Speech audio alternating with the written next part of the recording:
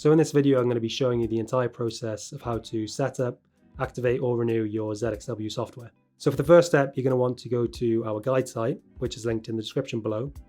And you're going to want to go to step 1 and click on the link provided. This will take you to our website where you need to purchase a 1-year ZXW software license. Once you've gone through the checkout and you've paid for it, you'll receive an email from us with your account serial number and password. The next thing you're going to want to do is create an account. If you already have an account and the ZXW software is downloaded to your PC, then you can skip ahead to step 4. So if you go to our guide site and click on the link provided in step 2, this will take you to the ZXW registration page. You'll just need to fill in this information and confirm you're not a robot at the bottom by copying the letters. Then click submit and your account will immediately be created. The next thing you're going to want to do is download the latest version of the software. Click the link provided in step 3 and it will take you to the ZXW download page. Click the first link that says Microsoft OneDrive. This will open a new OneDrive tab and you'll need to click download and the software will start downloading. Before downloading the software, your antivirus software might flag up a warning. You can just ignore it.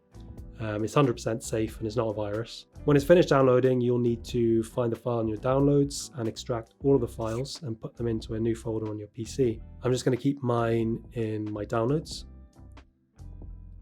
Go to the folder you created, and to download the software, you'll need to double click on this file here, labeled as ZXW 3.34. This will bring up a pop-up and you can just click on more info and then click run anyway. When it's finished downloading, it'll ask you to choose your language. Just use the drop down and select English and then click OK. Then type in the login details that you created earlier and then click the button below. Then click OK. The program is then going to restart and switch fully to English and will ask you to log in again. The last thing you can do is pin the software to taskbar. If you go to the download folder and right click on the ZXW application and go down to pin to taskbar, this will mean then that you have easy access to the software in your taskbar. This moves us on to the last step, which is activating your 1-year license you bought in step 1. You can do this by going to account settings in the top left of the ZXW software. This will open your ZXW online account.